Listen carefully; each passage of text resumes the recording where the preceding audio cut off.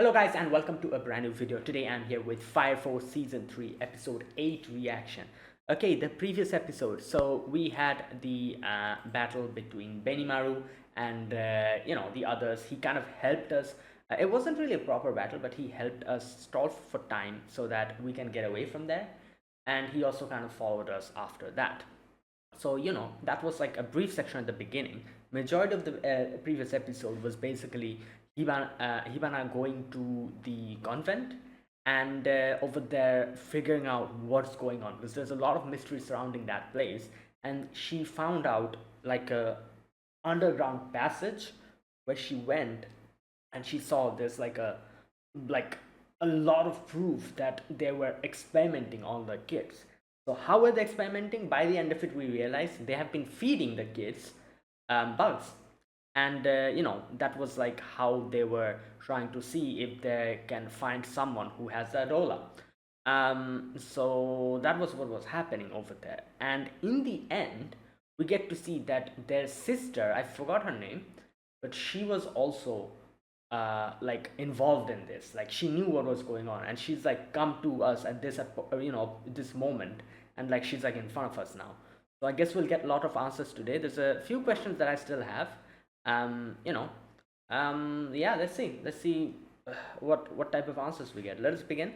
I'll be putting the subtitles and the timer here. Sync it to whichever is your preference, and let's get started. Okay, here's the countdown. 3, 2, 1, go.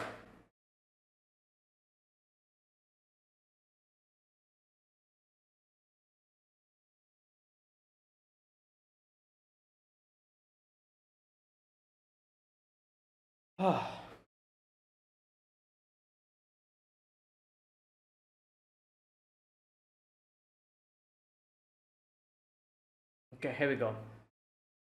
Yeah, all of them become infernals, except these two.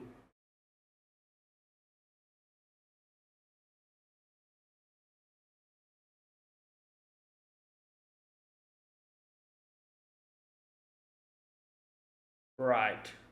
Sumire, yep, that's her name.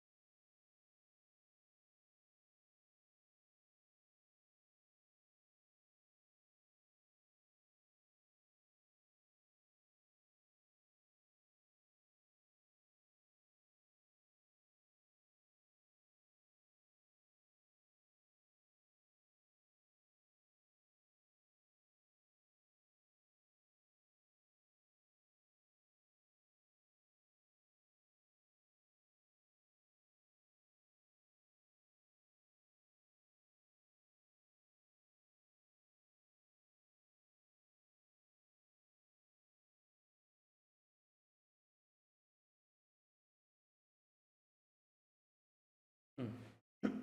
Holy Mother of Darkness. Oh, okay.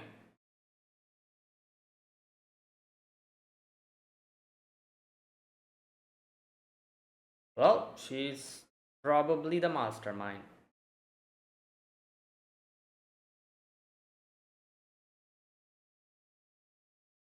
Yes, stay away.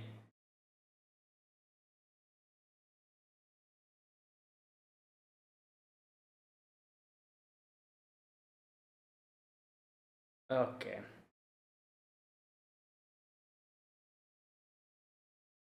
Is she? What the?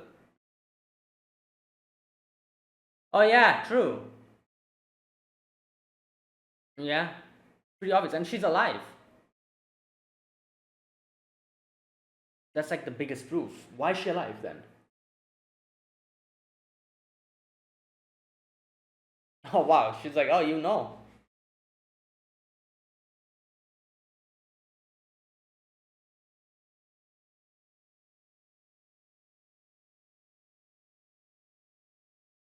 Wait.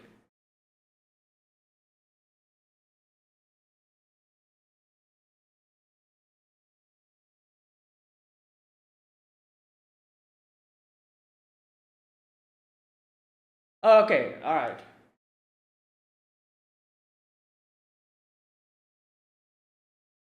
Yeah.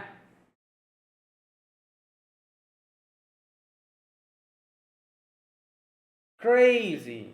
This has been, oh my god. Feeding them bugs. Yeah.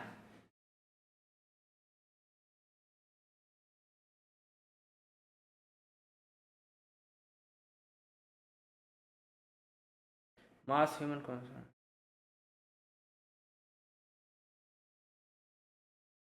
Yeah. Well, that's obvious. That we understand.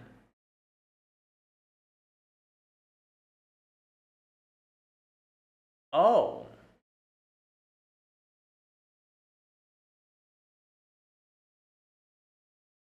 Okay.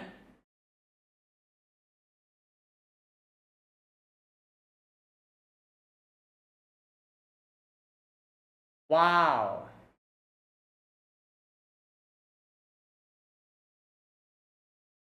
Interesting. Yeah, so it's like a different world where there's separate versions of them.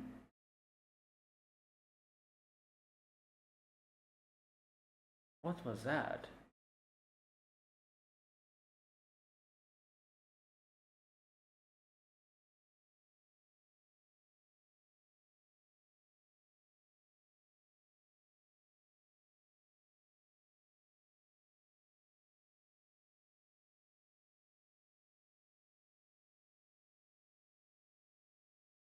What in the...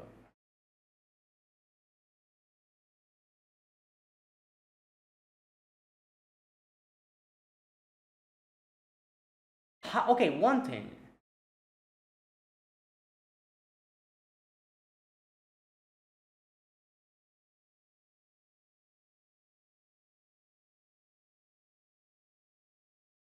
What the hell? Yeah.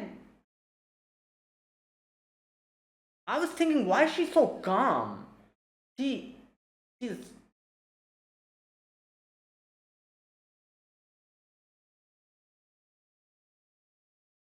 What's happening on top? Whoa! Hey! Oh my god, this sister is crazy.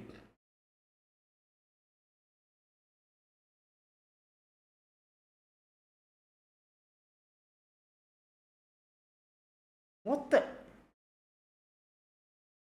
Oh, she...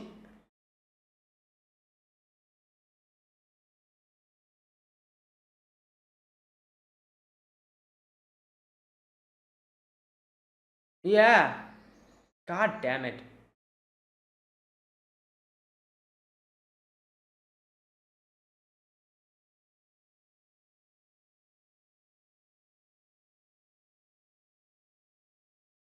Two 50. What?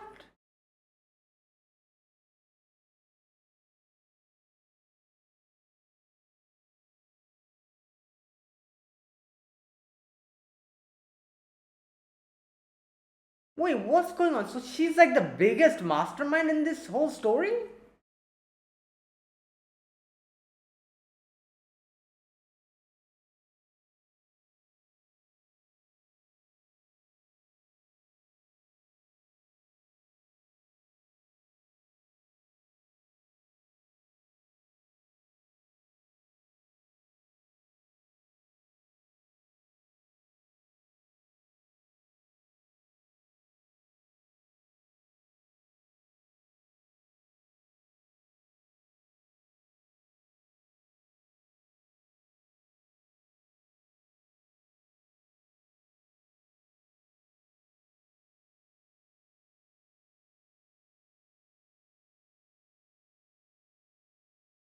They became infernos, I guess. Yeah, there they are. What? Wait, what is. Okay, I'm so confused. How can this lady. Who is this lady? Oh my god.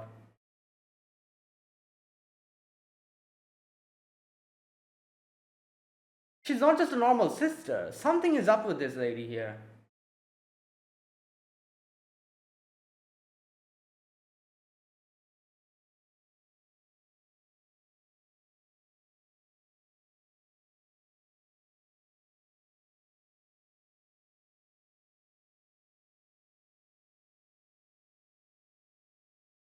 I. Oh my god.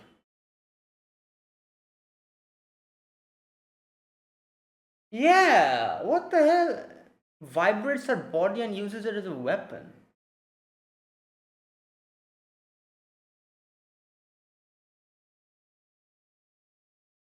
Oh. Oh, that's why she's saying cold.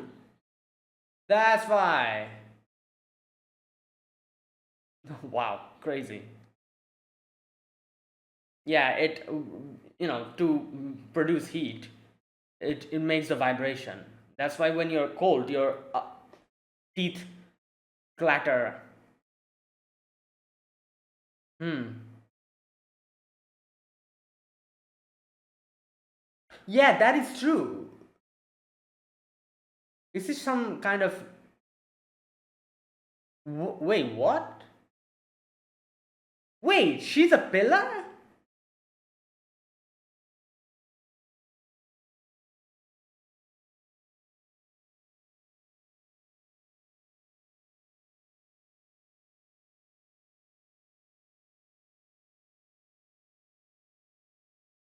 Oh my god.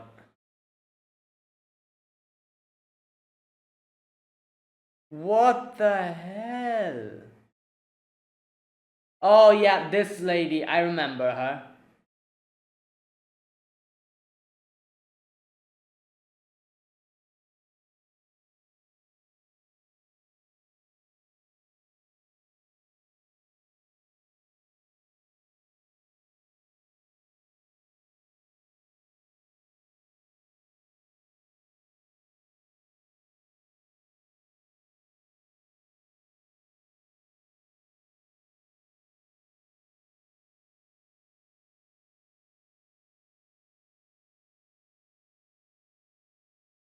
You've become a pillar. Alright, I was not expecting her to be a pillar. What the hell? So this was the one missing character. I said in the previous episode. I was like, they're saying all the pillars are here, but there's still one, like, like we don't know.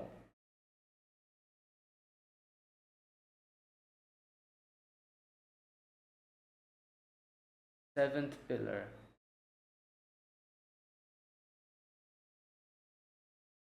Oh, who was that? What?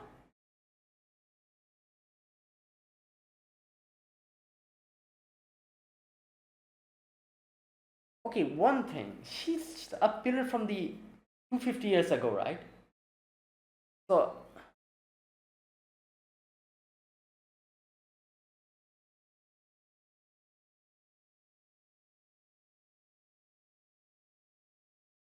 bro, now's not the time.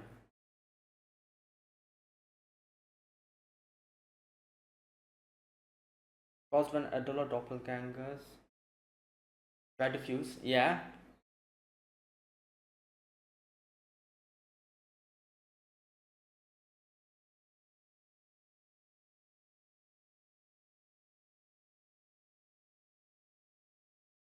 Hmm.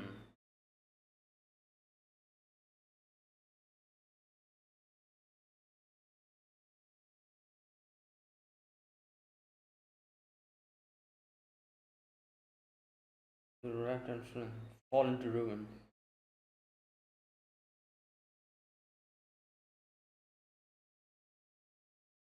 Yeah, but we still have Shinra on our side, and then we also have Nataku, right? Nataku, that was her name. And like I said, I think the final pillar is Sister Iris. I still think that. So if that's the case, then she's also with us. Oh, Arthur. First loss he actually got. He's been so strong. He has been undefeatable up until now.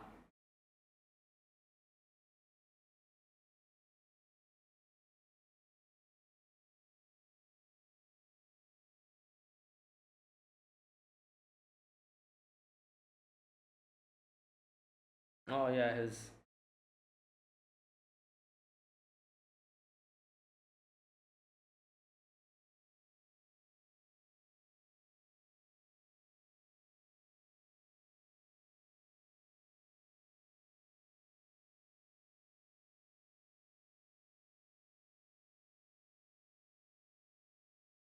Oh.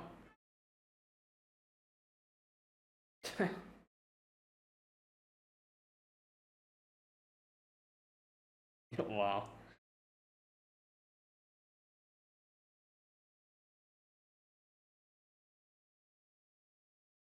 Maybe. Wait, I just realized something. He has been using a cheap ass sword, and he was using this strength. If he gets an actual,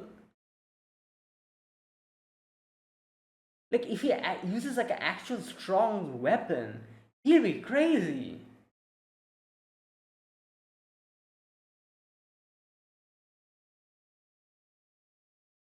That is insane. Can you imagine the potential in this guy? He has. I was gonna say, if he actually gets some good tools to fight with, he can he can slice the dragon into two. Bruh. Yeah, the Night King's good. Wait. Oh my god.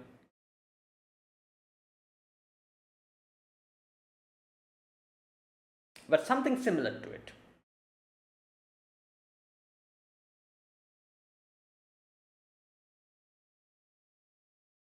Hmm.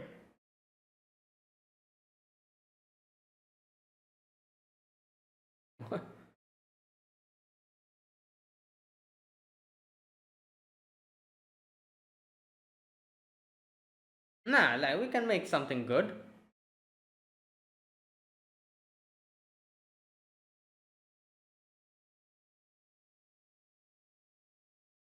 Make up a list. Bruh.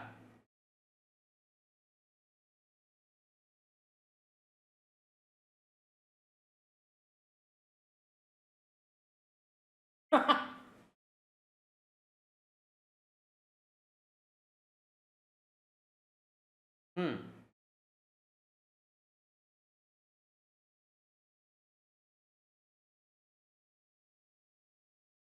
Yeah, he has to go full into delusion.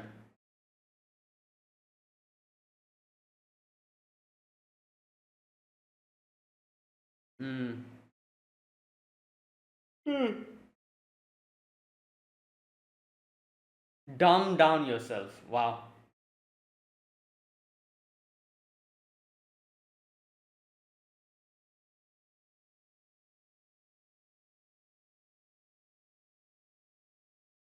Negative. Negative IQ.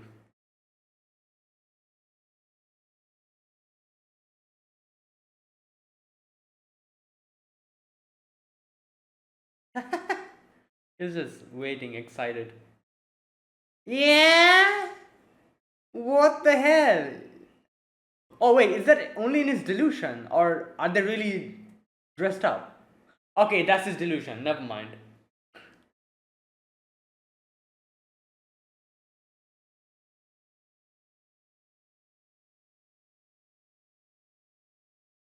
Yeah.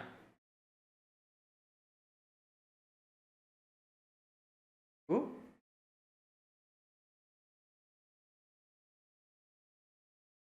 Yeah.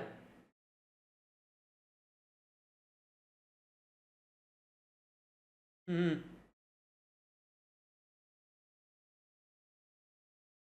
Yeah, that's the logic.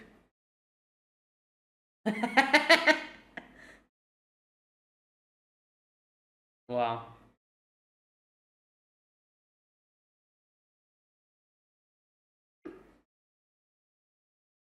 Oh my god, the video game 8-bit music.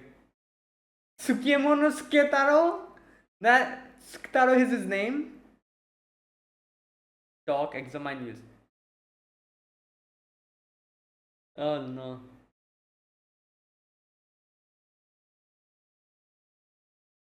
Okay, he already told him.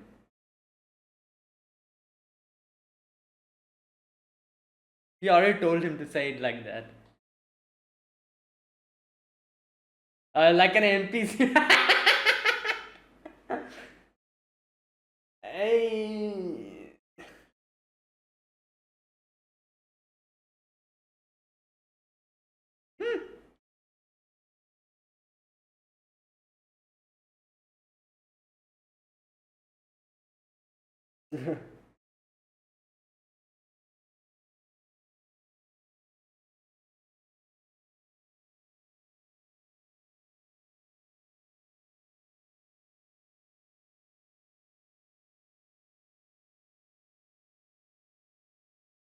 Hmm.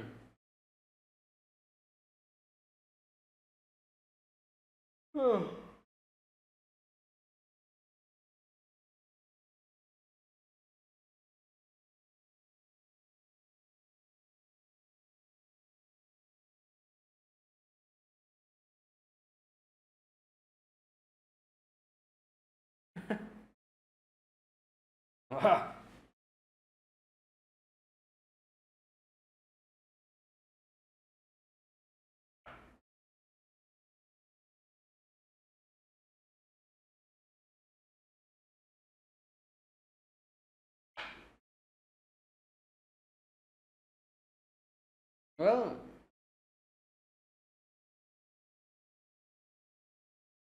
in the nether.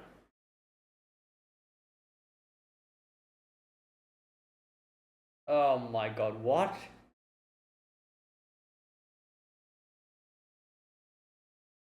Okay.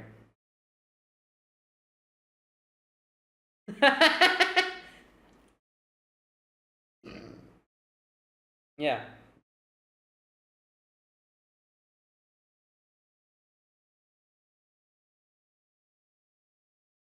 Oh, yeah, I'm assuming.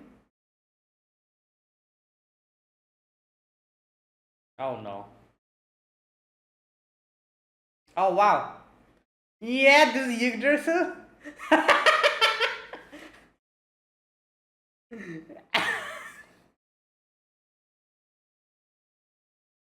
Oh wow.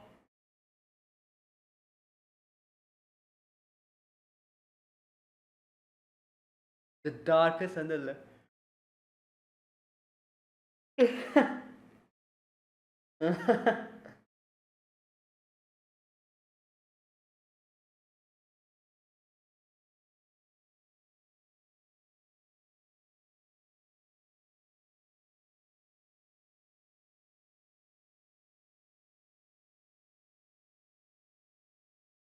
in a place of darkness.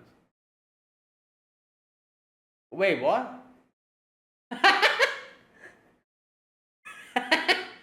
I. What? It's not getting in his head. Yeah, this is too difficult for us. Oh no.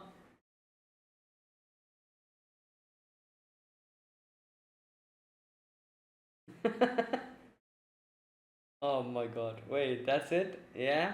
Okay, I think this is gonna get connected to the, like Joker was saying that there's allies in the nether. I don't understand what he meant by that, but let's see.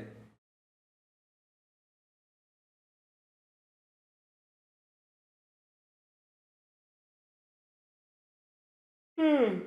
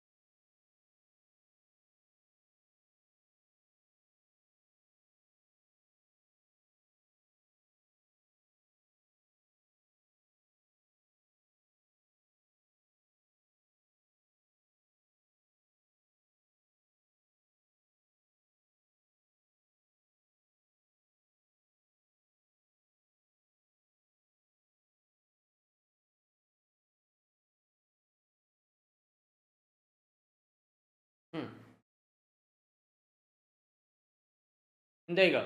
That was today's episode. So today we had Sister Sumire revealing that she's a pillar, and or I guess not Sister Sumire revealing, but Hibana like deducing that she's a pillar.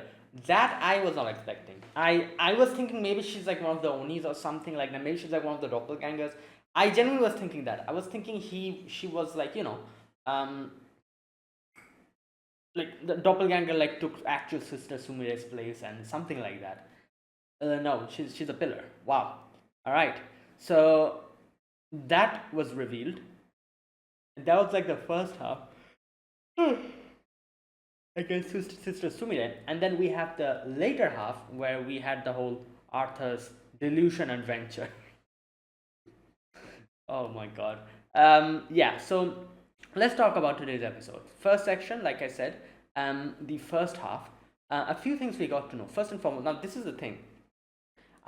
In the previous episode, I counted the pillars. Amiya said that all the pillars are arrived, all the pillars are here.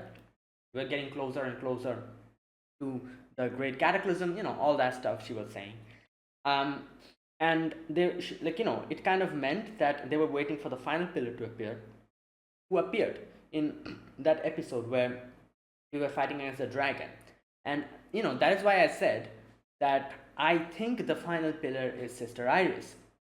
Because, I don't know, there's like a lot of things kind of pointing in that direction. First and foremost, obviously, after that scene, we saw there was a brief section where they showed Sister Iris praying, and immediately next moment, the dragon breath or whatever dragon used, that was going to completely vaporize everyone. Somehow, we survived that. How the hell did that happen? That's like the first point. Like we literally saw there was a section where they showed Sister Iris praying, and and she was glowing in a weird way. They were showing that, so it was a very brief moment, but they showed that. I kind of checked that out. So that's like the first reason. The second reason is that I don't know what connection there is, but there must be some reason why Amaterasu looks like Sister Iris. There must be some kind of a reason. I don't know what it is, but that's like another hint.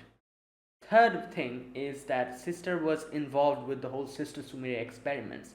The only two people who survived were Hibana and Sister Iris. Hibana already had her power, so I guess that's why she didn't become an Infernal. What about Sister Iris though? How the hell did she survive? She's supposed to not have any powers, right? So that's another thing. There was another thing that was bothering me, and I couldn't understand like the reason behind it. I still don't understand because they still haven't explained why. But if you remember, like whenever there's human combustion that happens, you see how they insert the bugs into you and you immediately become an infernal. That's what happens, right? That's what's supposed to happen. This kind of bothered me because I was like, how the hell did Sister Sumire continue these experiments where they were literally feeding bugs to the kids? Shouldn't they immediately become infernals? But that didn't happen. They kept eating the bugs, and after a certain amount of time, they became infernals. So I think they still haven't explained this. Why? This is like an inconsistency. I don't understand why. Why the difference? When you insert bugs directly, you immediately become an infernal. But this whole experiment has been going on for a long time. How the hell did they survive up until now? They have been fed bugs every single day in their meals. So they have been consuming bugs every single day. How the hell did they not immediately become infernals? Why did they take them so long to become infernals? That's another question I have. Now, a good answer to that question would be that it has a delayed effect. Maybe they were feeding them, Sumire was feeding them some kind of a bug which had a delayed effect, or it gradually builds up, and maybe something like that. And that would answer another one of my questions. If the bugs had a delayed effect or something like that, it would make sense why it took so long for, if Iris is the pillar, it would make sense why it took so long for Iris to become the pillar.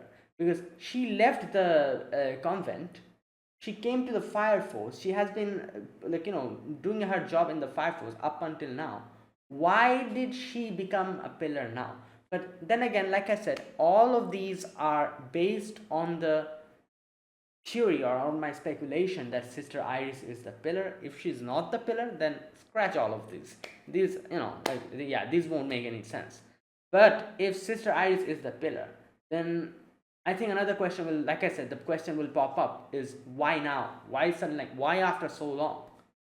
You know, that would also answer, like, if the bugs are like some kind of has a delayed effect, that would also answer my question as to why now, and as to why it took so long for all the other sisters to become infernals, because they've been eating the bugs for a long time. Like, these are like a few questions I have which still haven't been clearly answered. But I think, you know um let's wait. Hopefully we get to know the real identity of the eighth pillar, and I think there's a 70% chance it's Sister Iris. So yeah, I'm just gonna wait for up until that point and see.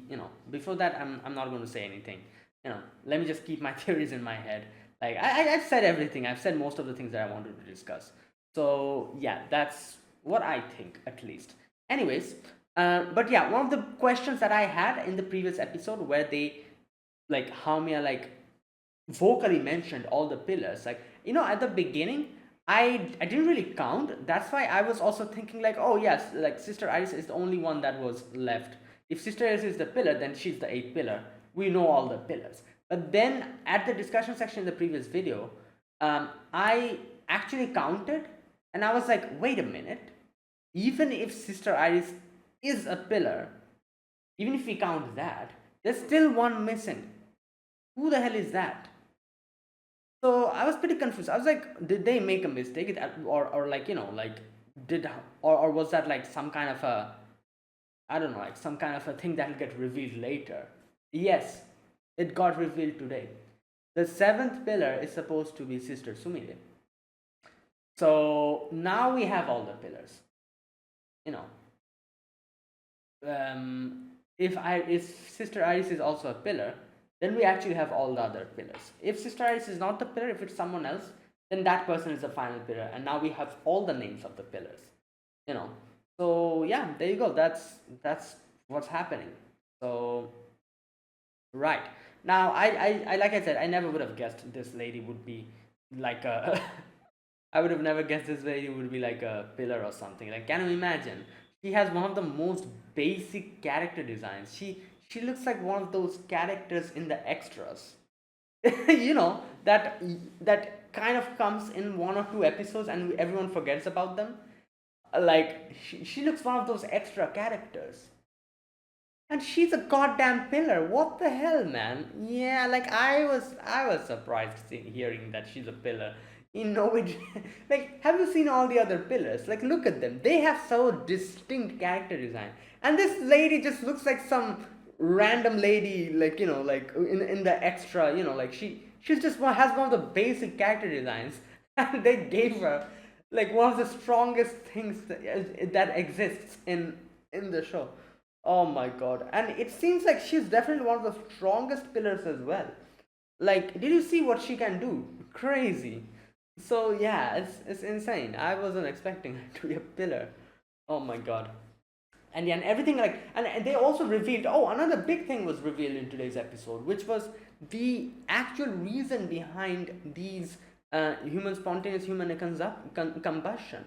So according to Hibana, and which was later, like, which later on Sister Sumira also said that, yeah, you're correct, is that Adola obviously is a different dimension. We all know that. In the Adola, there's a separate version of all of the people living in this world. There's their version of us. They're called doppelgangers. And what is happening is that these doppelgangers, when they come to our world, they try to fuse with ourselves, their counterpart, which is, like, every single, like I said, like we know, every single person has a doppelganger, that means. So their particular infernal comes in, not infernal, sorry, their particular doppelgangers come in and tries to fuse with that person, and they become infernals. That is the biggest reason why spontaneous human consumption combustion happens. Um, so that would mean it's not random. So basically, whichever infernal comes and attacks you, that infernal is actually supposed to be your counterpart. Like this is like a thing which, because obviously up until now I thought it just like whatever infernal get their eyes on you, they'll get you and you become an infernal. But no, some other infernal who is not your counterpart will not attack you. I guess that's what it means. Only the one whose counterpart is you, they will come. And how do they do that? How do they come to this world? The bugs. They are, as they mentioned, the bugs are actually like a pathway. These bugs are also in Adola, and I don't know how the hell they got their hands on these bugs, but they use these as pathways, and that is how the infernals are able to come. So that is why, since the bugs are pathways, when you put a bug inside of you, it somehow opens some kind of a gate, and the doppelganger comes in and fuses with you, and you become an infernal. So it's not that the bugs are getting inside of you and the bugs are making you become an infernal, but the bugs are opening some kind of a gate which lets the doppelganger come in and fuse with you, and that is why you're becoming an infernal. So it's a bit different, because up until now I had the impression that yeah, the bugs go inside your body, some kind of chemical reaction happens, and you become an infernal. That's what I thought up until now. But no, they open a pathway where your doppelganger comes in and fuses with you, and then you become an infernal. That's a huge reveal, I would say. Like that is like a yeah. And now, why are they doing this? Nobody knows. Nobody knows why are they doing this, but we do know what they're trying to do. They're trying to, I guess, make this happen all at the same time, and to do that, they need all the pillars with them. And that is why, when if everyone starts bursting into flames and combusts like this, then at the end of the day, like the whole earth will become a flaming pool of, like, it'll become a sun. And that's what the white clad are trying to do, make this a sun, make this place a sun. And that's how it's supposed to happen, and that is what they call the gate cataclysm. This happened before as well, and that was an attempt. Sister Sumire was one of the masterminds there, was an attempt for them to bring on the great cataclysm and make the earth into the sun, but they somehow failed, I guess. So it stopped halfway. Somehow it stopped halfway. Like a lot of like things happened. A lot of like loss happened of human, like like life and all that, but they weren't successful completely. um so that was a failure, and that is why, like, Sister Sumire is trying again. And Sister Sumire is supposed to be from that era, 250 years ago. And in one of the previous seasons, if you remember, we went to that place where everything's like barren, like where the great cataclysm, that section, where we met that lady. I've forgotten that part of the story. I need to recheck and, I guess, revisit that section again to jog my memory, because I'm forgetting a lot of the things on that particular section. I don't know why.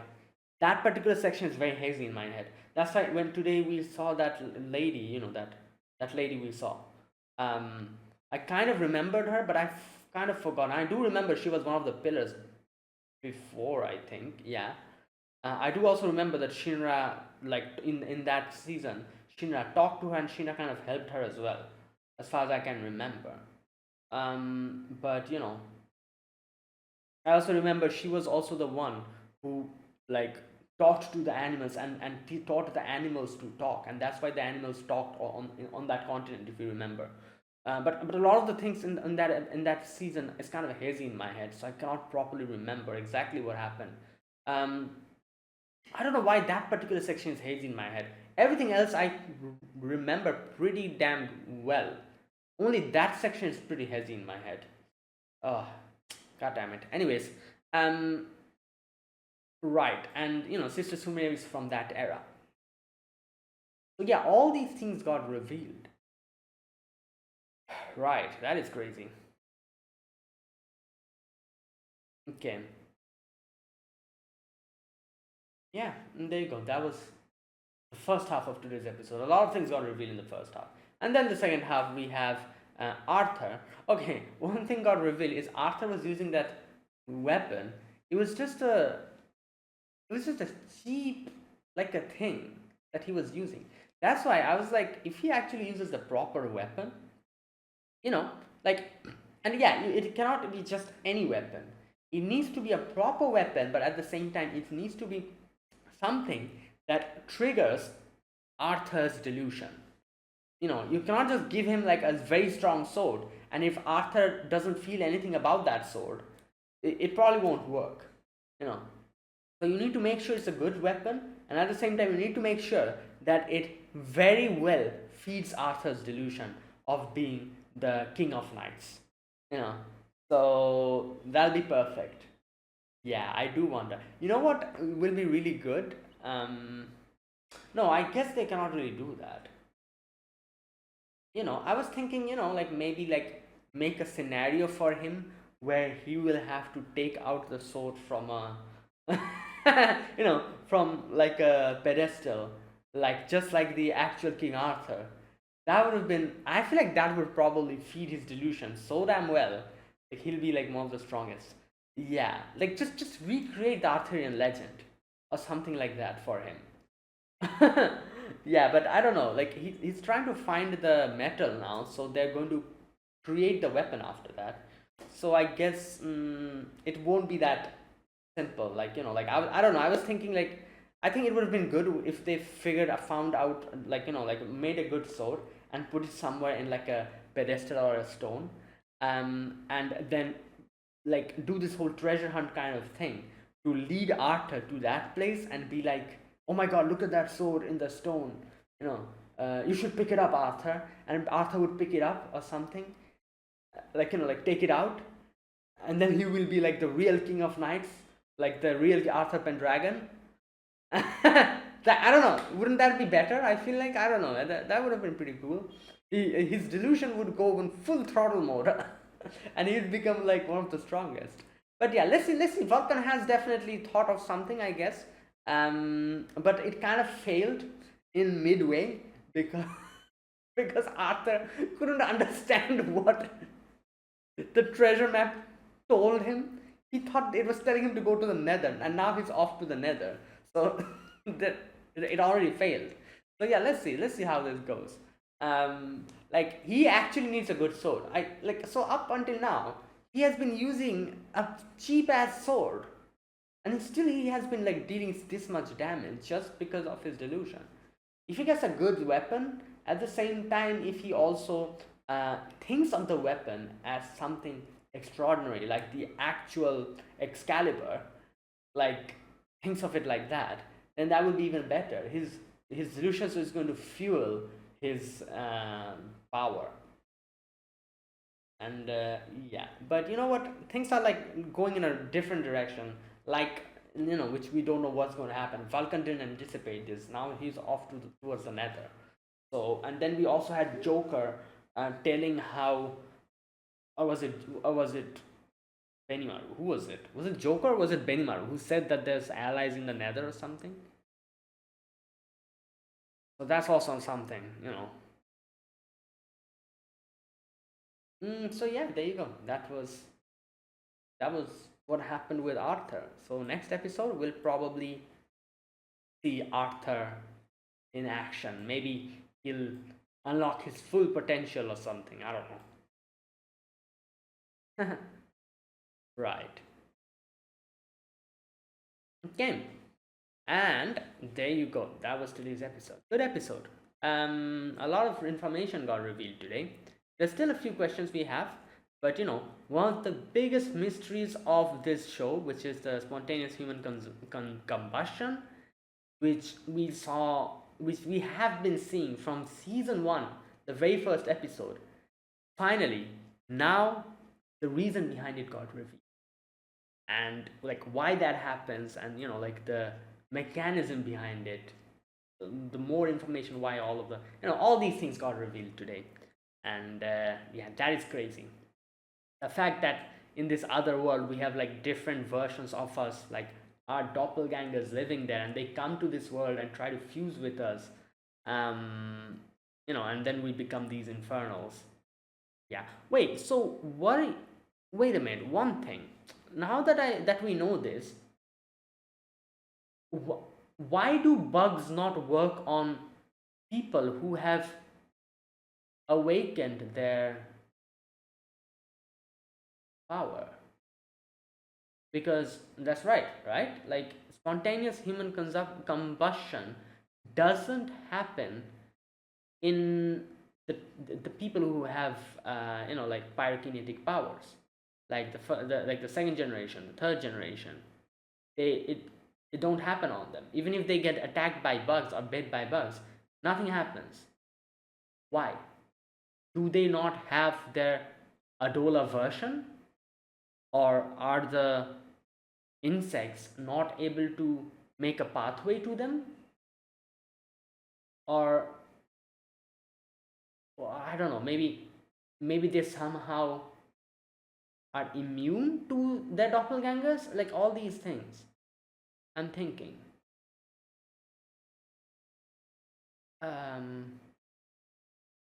But then also, you know what, there's still so many questions. What about Burns? Not only Burns, there's been a few others who have also been victims of their doppelgangers. They have powers, right? So what special thing happened to Burns that his doppelganger got him?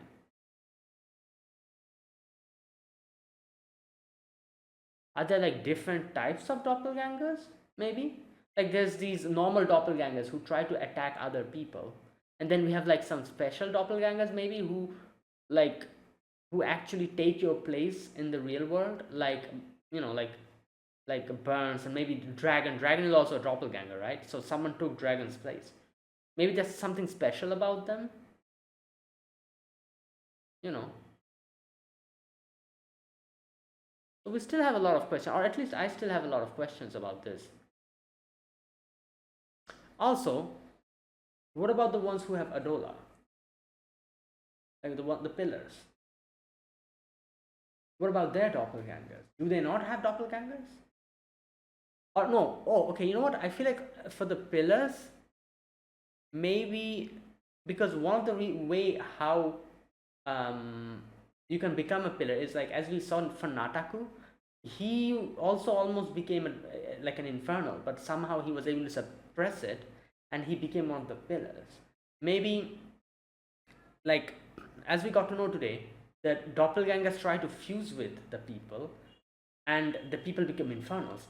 Maybe for different people, maybe a very few rare cases happens where the doppelganger is actually able to fuse with you properly, and you awaken to this power, this Adola link, because they are from the Adola. So it would make sense if they're properly able to fuse with you, you will awaken like some kind of an Adola link, and that's how the pillars are born. They get an Adola link, something like that. Okay, you know what? I think there's still way many questions left to be revealed. Or yeah. Well, let's just wait. Okay, so yeah, there you go. That was my overall impression. Now let me talk about this episode scene by scene. In the very first scene, we get to see Hibana there and Sister Sumire coming, and Sister Sumire then just like a typical villain, just speaking to her calmly. And Hibana's confused. Everyone's confused. Obviously, Hibana's like, "What the hell? What are you doing here? This and that." And little by little, Hibana deduces everything, and she realizes that, oh, you are the one who have been experimenting on us. Right. So this is where she reveals, "You mixed Adola insects into the vegetables and made us eat them, didn't you?" Make you eat insect in order to make people with powers? What are you talking about? This is the truth behind spontaneous human combustion. First, the mass human combustion of the sisters that happened here, caused by one of Sister Sumire's doppelganger experiments. There you go. Doppelgangers are another version of you that exists in the Adola. Right. She was trying to bring them here, and the tools she used to bring them are the insects. Yeah. So, insects are creatures from Adola. They must serve as a bridge to this world. In Adola, the number of doppelgangers, the other versions of us, is the same as our population in the world there. So each person has a doppelganger. When their existence interferes with ours, when they try to become one with us, that's the true cause of spontaneous human combustion. Tell me what the Adola is really. So yeah, there you go. And then they showed a few things here which I don't understand. Yeah, but Sister Sumi doesn't really answer properly.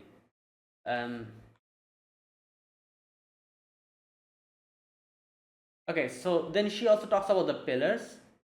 She talks about how all the pillars are present. Were you doing experiments to create Adola burst here?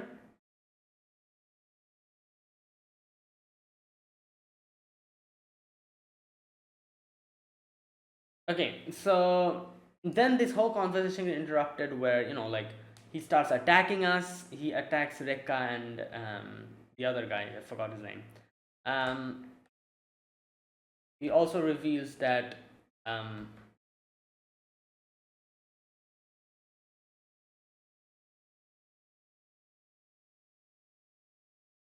oh wait, did I call him Rekka? Sorry, Karim. Yeah, he attacked Karim and the other guy. And then he says how he was also this was also the place where which he also raised Rekka as well, and that's why Rekka was like as crazy as we know him. Okay, so she reveals another information here. Back when there was no human combustion, 250 years ago, Great Cataclysm was actually a failure. Number of pillars and their energy were insufficient. Yeah, so that is why back then, so I'm assuming they just brought the pillars in and tried to like make the whole like Great Cataclysm, but she says that the number of pillars and the energy were insufficient. The world was torn apart and remained after burning. So yeah, they weren't completely able to make this into the sun.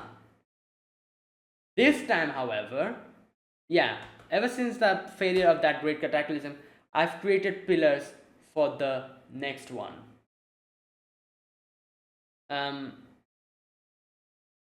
Right. What are you? And before the Great Cataclysm, there was no human combustion? Question mark.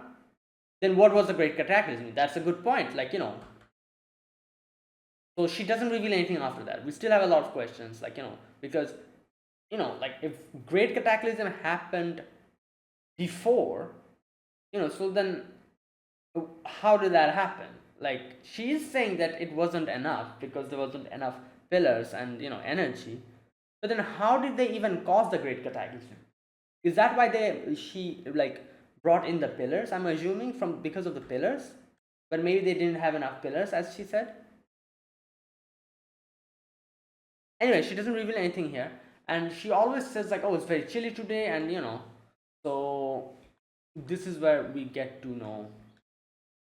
Oh, then she also brings out the infernals, like who still kind of have like a semblance, of their self. Like Sakura, Clematis, all of them were there. Hibana recognized them, and then we also get to know her power. So basically, shivering.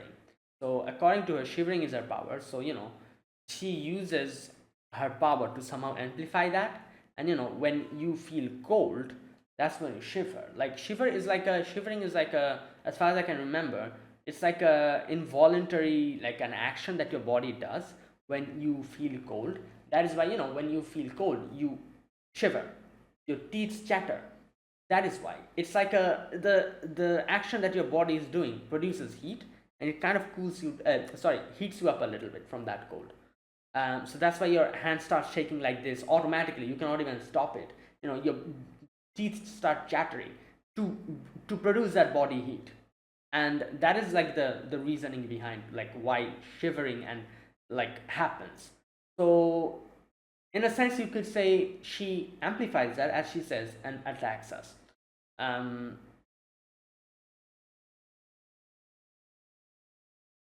okay, so for a moment, when she tried to attack us, she kind of, I don't know what the hell happened here. She kind of stopped moving and got transported to the Adola. And this was done by that character. I forgot her name. Like I said, I forgot her name completely. That ghost looking character. And she's like, why are you doing those things again? And Sister Suma is like, oh, so yeah, she says I forcefully was able to make contact with you and bring you here. Okay. So giving us the opportunity to run away from that. Otherwise Sister Suma would have killed us. Um so yeah, but this was the end. She won't be able to keep her form anymore. She disappeared. Yeah, and using that opportunity, Karim, Hibana, all of them ran away. So yeah, in the end, Sister Sumira is like, I will fulfill my duties as a seventh pillar, and just leaves. Okay, so yeah, that was what happened.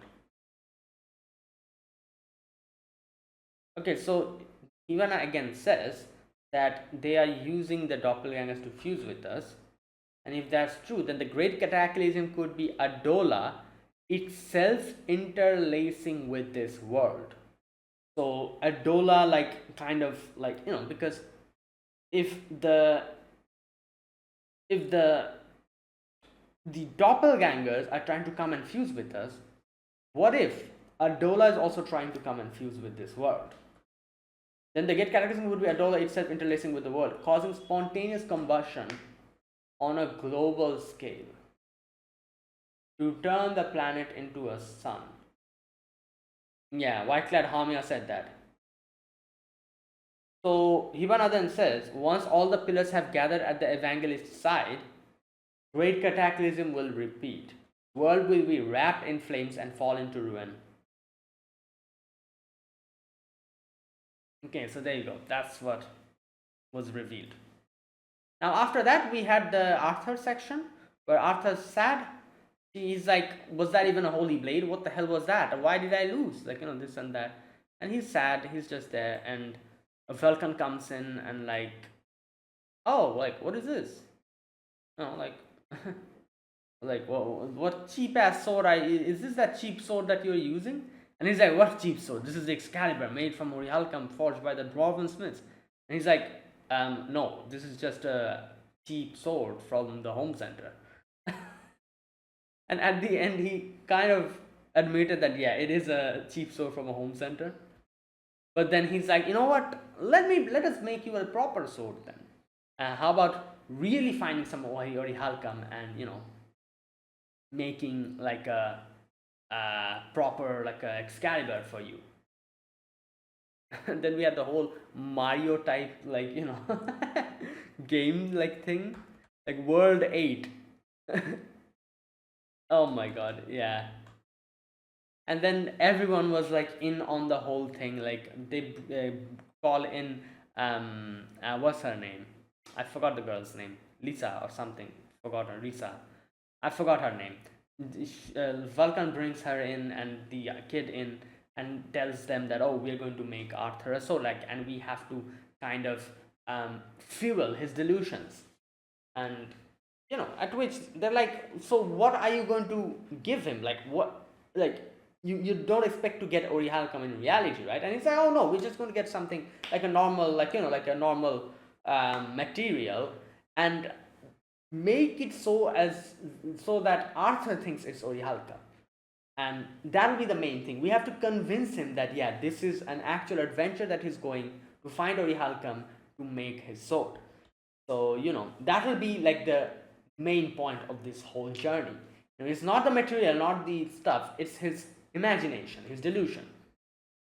So and that's why they start replicating a whole, like, an RPG JRPG adventure kind of thing. So first they go out and Arthur's like waiting and he's like, all right, let's go to the Sukemono, like that person. And at first Arthur was skeptical, but then Vulcan already told that guy to repeat these words in a certain way, and whenever Arthur would ask him more questions, repeat the same damn word like an NPC character. And everyone who he told them to do, they kind of did it properly. So Arthur, more and more Arthur was interacting with them, more and more he was getting into the whole like setting. So when he asks him like, oh, where is the Orihalcum, he says like, oh, you can probably find it at another place. I forgot what he said. And and then he like repeats the same word over and over again when asked multiple times. So this continues. We also had like Joker talk to Benimaru a little bit, and this is where they kind of say like, he kind of says like, oh, like, you're kind of part of us now, and like going against the government and all that. Right. And this is also where Joker says that there are some people that will probably help us. And he's like, who? Particularly in the places the light doesn't reach, like the nether. So then, immediately after that scene, we see Arthur. Arthur gets his hands on like a little thing to take out the like the soil, and he's like very much into the whole setting. And then we come to like a little tree which he calls Yggdrasil's tree, and he takes out the soil, gets like a little map, and the map tells him to go back to the Sukemono, and go back to that place, like the first stop, the Sukemono place, and darkest under the lamp. The Orihalcum is the first shop you visited. So the darkest under the lamp was like a little bit of a riddle that Vulcan gave it to him, and it kind of like indicated like go to a lamp and like the darkest portion or something like that, I guess. Arthur didn't understand that. He was like, oh, so we need to go to the nether, and now they're like, oh no, what the hell are we going to do now? And now he's not listening. He's off on his way to get to the nether and get his Orihalcum. So I guess we'll have to follow him to the nether now. But yeah, let's see what happens, and let's see how Arthur becomes the true Night King. Oh boy. So yeah, let's see. So that is it. That was my reaction to episode number 8 of Fire Force season 3. If you guys enjoyed this video, be sure to press the like button, subscribe if you're new to the channel, or you haven't subscribed. Comment down below anything you want to say, anything you want to let me know. I'll check them out. And that is it. Thanks for watching. I'll see you guys next week with another episode of Fire Force season 3. Until then, goodbye and have a nice day.